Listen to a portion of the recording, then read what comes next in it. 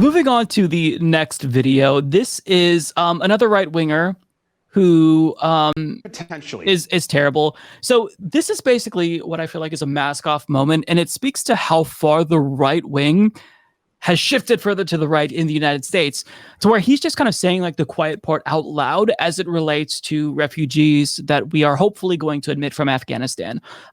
Take a look at this. Bringing potentially hundreds of thousands of Afghanis to America. This is a terrible idea. Now, we should learn from the disastrous experience Europe had with Afghani men and systemic sex crimes against women. Just a few weeks ago, a 13-year-old girl was raped and murdered in Austria, and 3 Afghani migrants have been charged with that heinous crime. And because of that crime, Austrian Chancellor Kurz, he made it clear just this weekend that Austria will not accept any Afghan refugees. Statistics show, as I detail in my new op-ed, that terrible case in Austria, it is hardly isolated. It's not just an outlier. It's the worst example, but it's not an outlier. Police numbers show the relatively small Afghan population there in Austria commits an astounding half of all sexual assaults in that country. According to the Hoover Institution at Stanford, according to their research, once the giant wave of Afghan migration to Austria began in 2015, total sexual assaults there grew by a staggering 53% over the next 4 years. As the Wall Street Journal reports, next door in Germany, foreign-born residents right now account for 1/3 of all sex crime suspects. Now, given these realities in Europe, is the mass migration of Afghan men to America really a good idea? Good for your wife, your daughter? The left will call us racist for opposing any amount of migration at all, since they believe in open borders. But we have to be brave enough to put up with their ridiculous aspersions and brave enough to discuss cultural differences that matter. Will these Afghans share our values? Will they try to assimilate into the American way of life? It's not likely. A Pew Research poll found that a stunning 99%, nearly unanimous, of Afghans believe that Sharia should be the official law of the land. Let me repeat that. 99% of Afghans believe that Sharia should be the official law of the land. For some context, let's compare that to Turkey, which is also a Muslim country, but a far more tolerant Muslim country. There, only 12% of their citizens in the same poll report that they want government-enforced Sharia law. So there's a lot to unpack there, but basically, he's just saying the quiet part out loud. It sounds a lot like Donald Trump and why he was so popular. Like, he first came out and said, you know, Mexico isn't sending their best. They're murderers, they're rapists. And now he's saying the same thing about people from Afghanistan. And I have to wonder, would he apply the same logic to other, like, statistical phenomena? I mean, for example, white men are disproportionately responsible for mass shootings in the United States. Should all of us on this panel be deported to somewhere? A different white country? I mean, it just, yeah, I actually would like to be deported to Canada. Not that I'm from there, but, you know, the things that they're saying here, it's ridiculous. And they kind of like try to preempt any criticism by saying, look, the left is going to call us racist, but here's why that's bad. And like trying to shut down legitimate claims of racism, because what that was absolutely explicitly racist and xenophobic.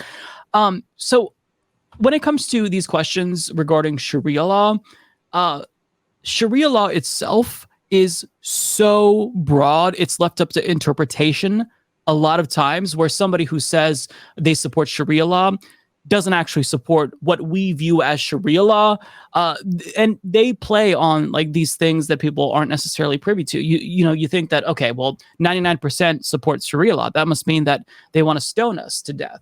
I'm sure that many conservatives would support like what their interpretation of Sharia law is, but it's just, this is so frustrating to watch. Does anyone want to weigh in here?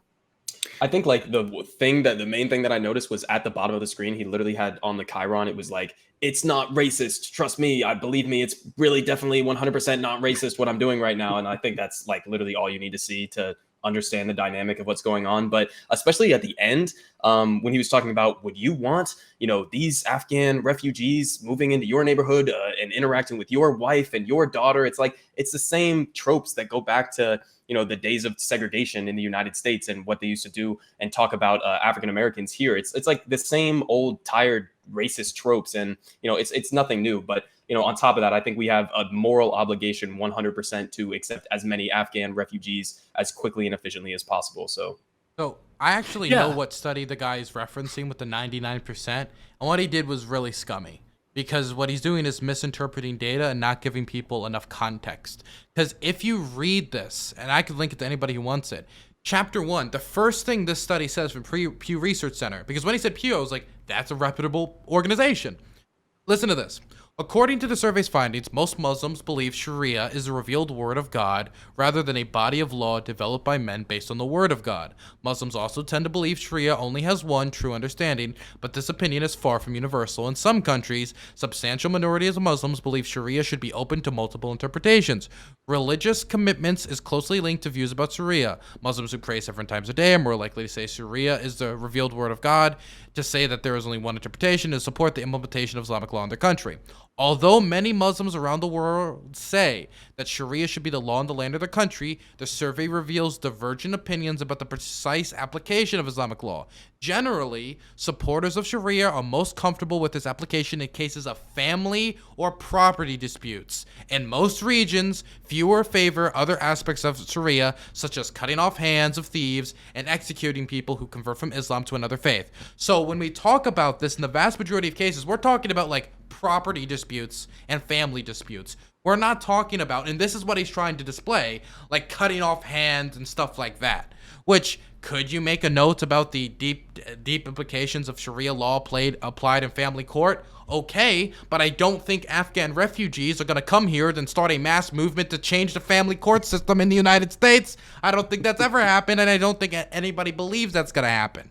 And the other case where he brings up the specific instance of the 13-year-old getting raped, I mean, Jeffrey Dahmer, was a horrible man who did a lot of stuff. A lot of terrible, terrible stuff. If I was to try to use that singular instance to fearmonger about the white man is coming for you and he's going to butcher all your kids and stuff, it would be bad to do that because you're perpetuating a stereotype based off of one instance. But then the statistics he brings forward, like the Sharia law statistics, are terribly, terribly misguided, and he's not giving proper context to what he's talking about. What he wants to do is portray Muslims as a horde of people who's going to come to America and rape and kill and slaughter. But the problem is that isn't the case when you look at what the data he's even talking about. And the fact of the matter is, if he's saying that they're going to clash with American values, they are fleeing from what he's saying they're going to bring to us. There's Afghans clinging onto planes, falling to death to get away from the Taliban, and they're not getting away from the Taliban because they think the Taliban are nice liberals who like gay people and are cool. They're getting away from the Taliban because they are theocratic fascists, and they don't like theocratic fascists. So they're fleeing the Taliban to try to get to somewhere that would be maybe closer to a more moderate style of government that we would find in the United States.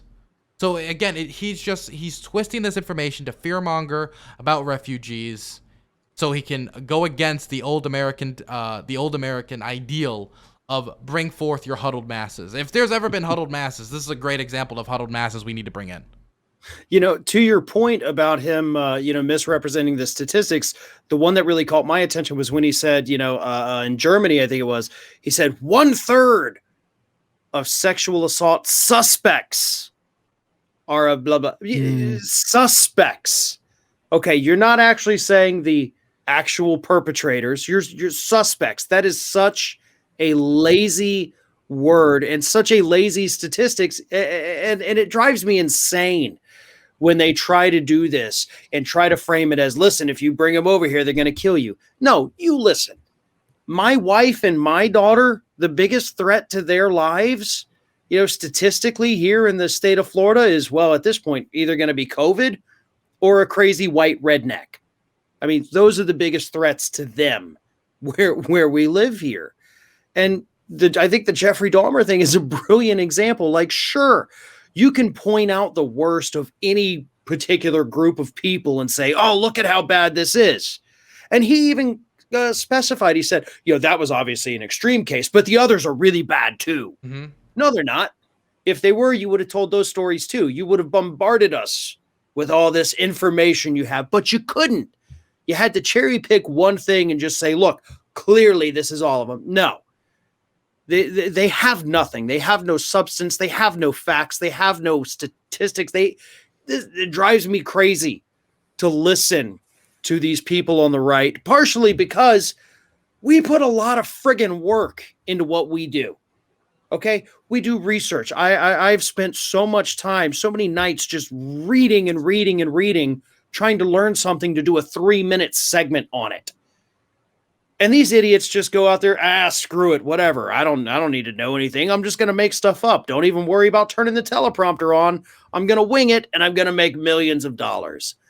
That's the life. It really, truly is. They're poisoning America, absolutely disrupting political discourse across the way. But sometimes you got to think, man, it's got to be sweet. You don't have to worry about anything. You just make everything up. You don't have to study. You don't have to research. But again, you're destroying the country in the process. So there's that trade-off, I guess. Yeah, you make lots and lots more money than if you're on the left. You probably get funding. You get Fox News appearances. Like, I don't ever see many left-wing podcast hosts on MSNBC or even like Democracy Now. It's very rare. But like, I always see these really fringe, right wingers like Steven Crowder and whatnot. They get invited on Fox News, Newsmax. Tim Pool was just on Fox News. So yeah, it's irritating because part of the issue is that this has been done. Like, this is we're watching history repeat itself, as Mac was alluding to, where it's like they'll take one anecdote or one story and they'll say, okay, this black person did X crime, therefore all black people are likely to do X crime. Like, this is what we've seen time and again. And by now, you'd think people would be privy to the fact that this is just the propaganda tactic, right? They did the same thing with trans people in bathrooms, the trans bathroom panic. And when people actually looked into this, they saw that like the only anecdotes that they pointed to were transphobic cis women basically angry that there was somebody who they thought were trans going into a women's bathroom. So it's not even like they were predatory. So they'll try to take these anecdotes and use this as a justification to totally subject an entire group of people based on their identity to, discrimination or second-class citizenship status. And in the case of Afghanistan people, they're not even here yet. So it's really easy to spread fear if we don't even interact with these folks.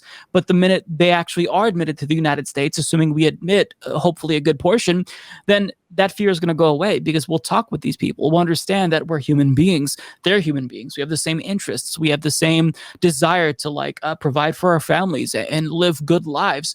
So it's just the fear mongering it's the same fucking story over and over. And I'm so sad that people continue to fall for it. And one thing that's especially fucked up, we ruined these people's countries. The least that we can do is admit them here. The people who want to come here, admit them here after we fucked up their country. But even before, we're fully out, there's already this broad, robust fear-mongering campaign against Afghanistan refugees. And it's a rehash of the 2015, 2016 Syrian refugee argument. It's the same shit. And at some point, we have to wake up and acknowledge that it's not people with darker skin tones that is the issue. It's other things that is causing harm to us. As you said, Farron, it's like COVID-19 or some redneck is going to be a bigger danger to your daughter and wife. So it's just, I'm so frustrated with this. And what's scary is that they're not even using dog whistles anymore. Like they're just saying it. Like they want you to think that all Afghanistans are going to do is come here and rape your daughter. It's not that these are the more egalitarian people from Afghanistan who are trying to flee the draconian laws that the Taliban wants to institute, as Dylan pointed out. Like these folks, they want to assimilate. They want better lives for themselves. They don't want to live under Taliban rule. So it's just, I'm exhausted. I feel like Dennis Prager now because like this shit just like, it drives me nuts. I do want to bring up two things. One is a paragraph from an Afghan pilot that I did want to read, that I read anytime we talk about this. But first, I wanted to say this. So there was this Republican woman who's running in Florida. I forget her name, but carbon copy, dime a dozen, right? And she goes out and she says, we don't need to take these Afghan refugees. Europe and America took all the Syrian refugees. Let the Middle East deal with it. If anyone actually looks at the hard data, Turkey took in 4.7 million people. Jordan took in 1 million or 1.3 million. Lebanon took in 1 million people. You want to know how many people we took in total? 50,000. There were some years where we took in like 600. We did not take all of the refugees. We took barely any of the refugees. And so a lot of people will bring up immediately like, well, at the end of the day, technically under international law, they need to go to the first country next to them. They do that. And those countries took the vast majority of them. But you know what? There's only so much space some of these countries have. There's only so much resources some of these countries have. And some of these countries are destabilized as well or have been hosting refugees forever. I mean, Jordan has famously hosted Palestinian refugees for a very, very long time. And the idea that they could just take on millions and millions and millions more is ridiculous. Not to mention, Afghan refugees are being treated terribly at the Iranian border and terribly at the Turkish border. And I think if these people are willing to put their lives on the lines for us in a dream that we tried to build with them in Afghanistan, then the least we can do is take these people in. Now let's see if I can find this quick little passage from this Afghan pilot, because here it is. Okay, this is a question to the Afghan pilot. Anything you want the American public to know? Many Afghan soldiers died bravely. I've been fighting for over 15 years. We did not all just give up and quit. Yes, some did. Once the Americans left, we weren't ready to start doing all the logistics. The logistics, the maintenance, and the corruption really hurt us. I know people in the US are upset that we didn't fight longer, but we've been fighting for decades, and some of us even longer. When the US left, it really affected morale, especially how quickly it happened. We woke up one day, then Bagram was gone, everyone got scared, it got out of control. I'm mad at many of the senior leaders who lined their pockets and simply vanished from the country. However, thousands of Afghan officers were not responsible for that. We were simply doing the best we could. There are a lot of Afghans who trusted the United States, not just translators, not just civil society activists, but also Afghan soldiers. We loved fighting alongside the Americans. Please don't leave us behind. Please, we will be great Americans. Does that sound like somebody who wants to come here to bring terror, or somebody who just wants to live in peace in the United States? Yeah, but these things you never hear, right? The loudest voices are the ones like, we just heard from Fox News. I mean, immediately when we saw those viral videos of people clinging to planes, like that night, Tucker Carlson, Laura Ingraham, they were already fear mongering. So it's so frustrating that like those stories don't get out, and that we just like we demonize these folks by default because that they're the others. We don't know any Afghans, so it's easy to deduce the worst about them. But it's it's really frustrating because the right wingers are really ahead of us on this topic, and they always monopolize discourse when it comes to these issues because it's really easy to fearmonger and whip people into a frenzy and just think, well, you know what? I'm going to be risk averse and just say, how about no immigrant or no refugees here? I'm open to the idea, but I'm going to say no because I don't necessarily know. I've heard some bad things about them. I'm sure some of them are lovely. So it's hard to combat this level of propaganda and racism. But at some point, I hope that like we'll collectively as a society remember all of the previous times and the similarities with different groups and how the same shit is being said over again, and we'll just like move on and disregard the folks like the Newsmax individual. Well, folks, that is our show. I believe that I got to everything.